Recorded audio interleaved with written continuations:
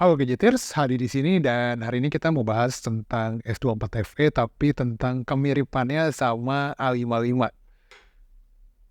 Jadi kemarin tuh saya udah diundang sama Samsung Indonesia buat nyobain sebentar Samsung S24 FE dan kebetulan saya dipegang Samsung A55 jadi saya bawa sekalian, saya bandingin di lokasi jarak.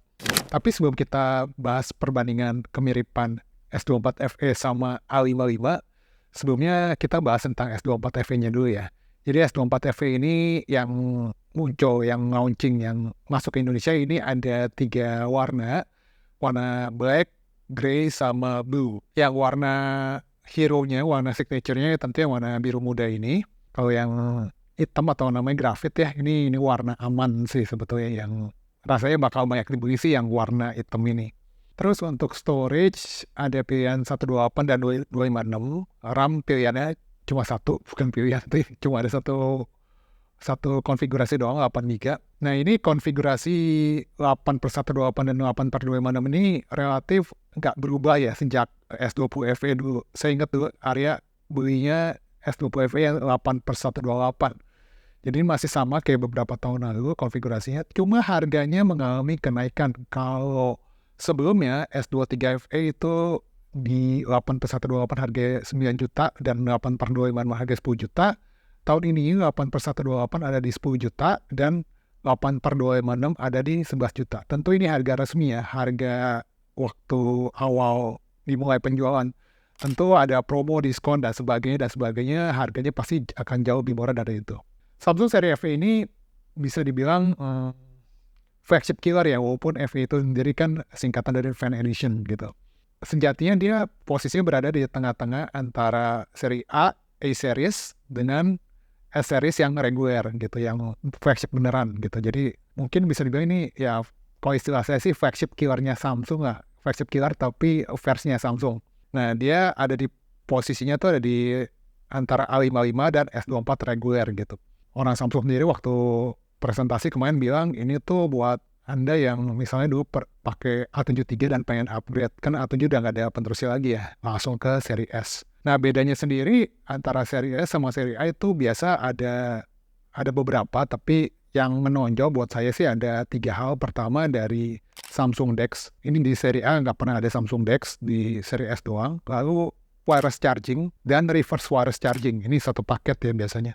Sama satu lagi update software yang sampai 7 tahun di S24 FE ini.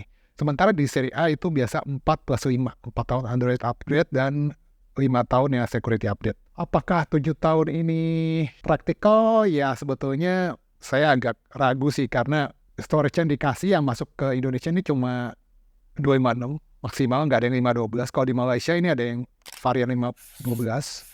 Saya nggak kebayang kalau pakai yang 128 itu dipakai 7 tahun apakah bisa cukup, karena Arya aja ini pakai varian yang 128 ini baru 3 tahunan ini udah hampir penuh. Itu pun dia nggak main game. Gimana kalau dia main game saya nggak tahu. Ya gitu lah, kalau dipaksain masuk yang varian 512 pun rasanya akan terlalu dekat sama S24 reguler, mengingat S24 reguler kan harga resminya ini di 14 juta ya. Jadi antara tadi aja 256 udah 11 juta gitu. Sementara S24 reguler 14 juta, cuma ada selisih 3 juta antara S24 FE dan reguler. Jadi ya varian 512 tuh nggak masuk ke Indonesia. Oke, selain storage tadi juga sebetulnya saya agak mempertanyakan sih soal RAM yang dikasih sama Samsung 8GB ini. Karena ini RAM 8GB udah dari S20 FE itu udah RAM-nya 8GB, tapi sekarang masih pakai RAM 8GB juga di S24 FE. Kenapa saya jadi tiba-tiba concern sama RAM ini? Satu, karena ini update software-nya sampai 7 tahun. Kalau sekarang sih RAM 8GB sih cukup-cukup aja, tapi 7 tahun apakah masih cukup? Itu satu hal. Hal kedua adalah mengenai AI. Di S24 FE ini beda sama RAM di seri A. Kalau di seri A kan baru dapat AI-nya kan paling circle to search doang. Tapi di S24 FE ini dapat AI-nya tuh mirip-mirip nih kayak S24 reguler. Nah, AI itu sendiri kan ada cloud-based AI atau AI yang pakai internet, ada juga AI yang on device. Kalau AI yang ada internet, itu sih santai aja, aman gitu, karena prosesnya semua di cloud, di servernya si penyedia layanan AI yang dipakai sama Samsung ini. Perkara nanti akan gosipnya bakal berbayar atau enggak ya saya belum tahu gitu. AI on device, yang AI yang perlu diproses di dalam HP, ini kan butuh resource yang nggak kecil, nggak sedikit gitu, termasuk RAM. Ya sekarang sih RAM 8 GB sih masih cukup ya. Cuma saya nggak tahu 3 tahun lagi, 5 tahun lagi apakah masih cukup 8 GB ini gitu dengan kompleksitas AI yang semakin bertambah. Mengingat Samsung seri A sendiri A55 itu udah ada yang RAM 12 GB. Saya justru mikir, wah A55 udah ada 12 GB berarti S24 FE harusnya bakal 12 GB semua, tapi ternyata enggak. Oke, sekarang kita masuk ke kemiripannya dibandingkan dengan A55 ini. Ya menurut saya sih A55 ini upgrade desainnya ini terlalu OP ya kemarin ya, sampai ini jadi mirip banget ke S24 FE. Bahkan ada yang bilang S24 FE itu A55 Plus sebetulnya. Tentu ini jokes ya, bukan beneran, karena sebenarnya nggak ada tuh A55 Plus gitu. S24 FE ini layar depannya pakai Gorilla Victus Plus, lalu di frame sampingnya pakai aluminium metal, dan yang di belakangnya pun tentu saja karena ini Samsung, layoutnya mirip banget, bahkan layout flash kameranya pun mirip. Agak ngebedain adalah kalau kita ngebuka SIM slotnya, karena di SIM slotnya ini kalau di A55 ini hybrid, Samsung S24 FE ini dual SIM, nggak bisa hybrid. Kita balik lagi ke depan ya, ke depan ini bezelnya S24 FE diklaim lebih tipis daripada S23 FE, cuma ya menurut saya sih masih 11-12 sama A55 ya.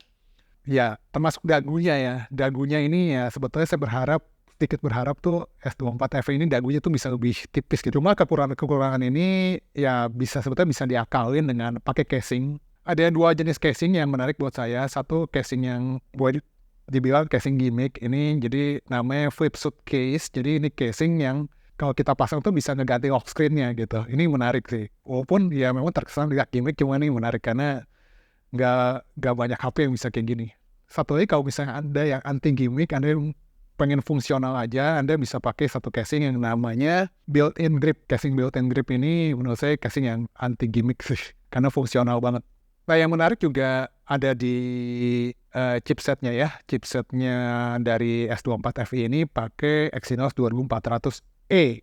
2400E ini kalau orang Samsung bilang E-nya Eco, tapi bisa juga disebut dengan efisien. Ini sebetulnya mirip kayak S24 reguler yang pakai Exynos 2400 top.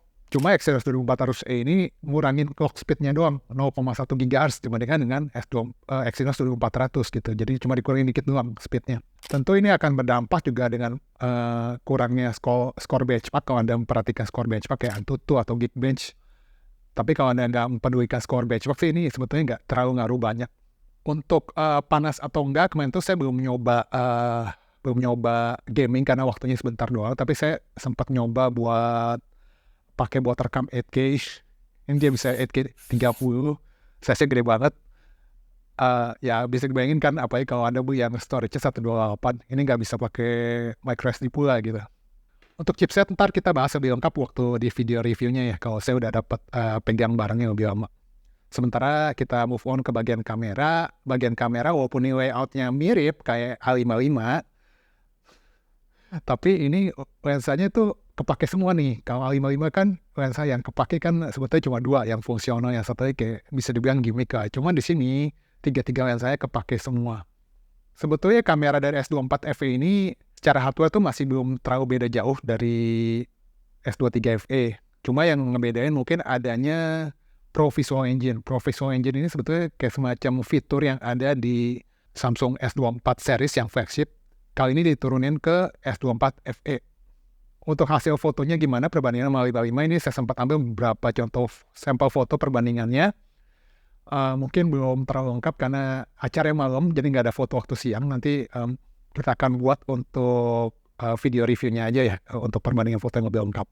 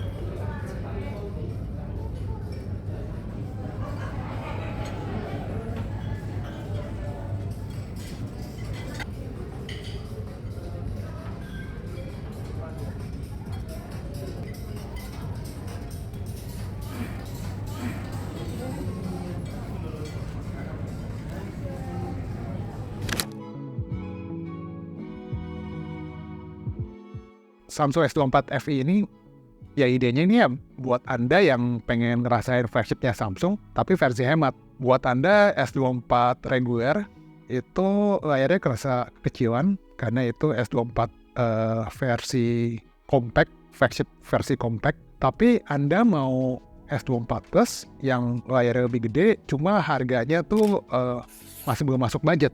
Nah ini jawabannya S24 FE. Aura flagshipnya masih dapat, harganya tuh jauh lebih hemat. Di sini Anda bisa ngerasain DeX, wireless charging, terus juga bisa ngerasain update software sampai 7 tahun. Tapi dengan harga yang jauh lebih hemat. Karena ya kalau kita lihat harganya itu Samsung flagship bisa 2 kali lipat, sekitar 2 kali lipat dari Samsung yang A5 dan A7 gitu. Kalau A5 kan biasa 5-6 jutaan, kalau A7 kan di 7 juta. Dan kalau Samsung S yang terbaru kan harganya 14, 15, 16 jutaan gitu. Jadi ya gapnya cukup jauh dan seri FE ini bisa jadi jembatan buat Anda yang budgetnya belum cukup ke Samsung flagship yang S-series yang beneran itu. Mengingat S24 FE ini fungsinya sebagai jembatan buat Anda yang dari seri A mau ke seri S yang beneran tuh tapi harganya belum masuk. Apakah Anda tuh sebetulnya lebih tertarik buat update ke S24 yang baru ini atau lebih menarik ke S23 FE justru? Saya lihat sekarang harga S2 FE di yang 25GB ini udah di 7 jutaan gitu. Apakah dengan penawaran-penawaran di S24 FE ini tetap lebih menarik atau justru lebih menarik di S23 FE yang 25 yang udah 7 jutaan itu? Tulisin komentar Anda di bawah ya. Saya Hadi Gunawan, di belakang kamera dan utama kami undur diri. Kita jumpa lagi di video berikutnya. Cheers!